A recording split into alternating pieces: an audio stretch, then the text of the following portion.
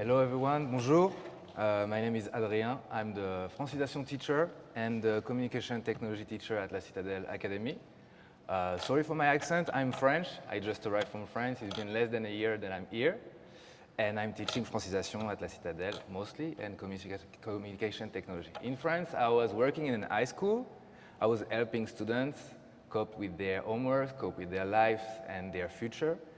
And what was more natural for me than to work in the education area in Canada. So Mr. Alfred gave me the opportunity to give me the opportunity to teach my mother tongue, which is French, and also my favorite area, which is communication technology, which is basically graphic design. So in Francisation, I help the students that come from different schools learn French. I know it's a difficult language, but with me, I try my best to make it easy and make it fun.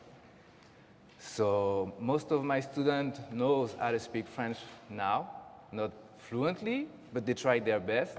And in communication technology, I help the students being creative and use the computer tool to express themselves and also develop themselves in a good way.